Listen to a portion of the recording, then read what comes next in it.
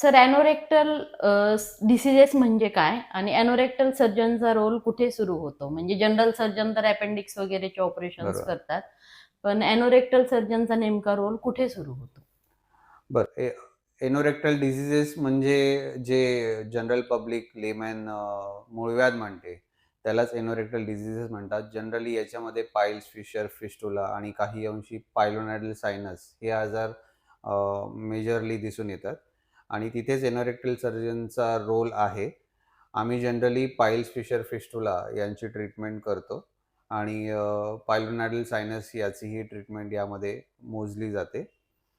General surgeon जसे hernia, hydrocele, appendix surgery करतात, तसंच एनोरेक्टल सर्जन हे पाईल्स, फिशर, फिस्टुला, पायलोनॅडल सायनस अच्छा. यांचे ऑपरेशन्स याचे करत असतात. लक्षणं म्हणजे काय पेशंटला दिसतात? पाईल्सचं तर ठीक आहे, पण बाकीचे लक्षणं म्हणजे काय असतात? अ, साधारणतः सोसायटीमध्ये याला एक कॉमन टर्म आहे मूळव्याध झाला. मूळव्याध म्हणतात याला. तर कुठलाही पेशंट जर आला तर तो म्हणतो, "साहेब मला मूळव्याध झाला आहे."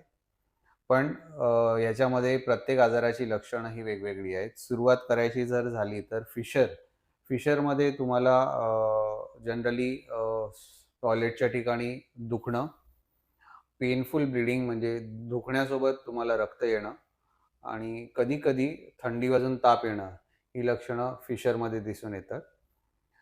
तसंच त्याच प्रकारे पाईल्समध्ये पण गुदद्वारातून किंवा एनसमधून रक्त जातं.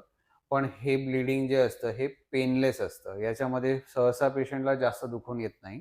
तर हा फरक तिथे दिसून येतो. आणि फिस्टुलामध्ये पेशंट बऱ्याच वेळी अशी कंप्लेंट घेऊन येतो, की "सर मला संडासच्या ठिकाणाच्या बाजूला एखादी फोडी आली आहे आणि त्यातून घाण पाणी किंवा रक्त येतं आहे." तर ही झाली त्याची लक्षणं. याचे ट्रीटमेंट प्रत्येक आजारानुसार वेगवेगळे आहेत. अ, प्रत्येक आजाराला ऑपरेशन लागेलच असं काही नाही. बरेच आजार हे औषधांवर पण बरे होतात आणि ह्याच्याबद्दल समाजामध्ये गैरसमज आहेत.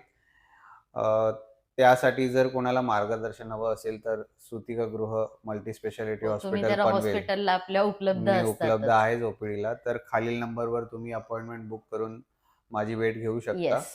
आणि तुमच्या शंका दूर करू शकता.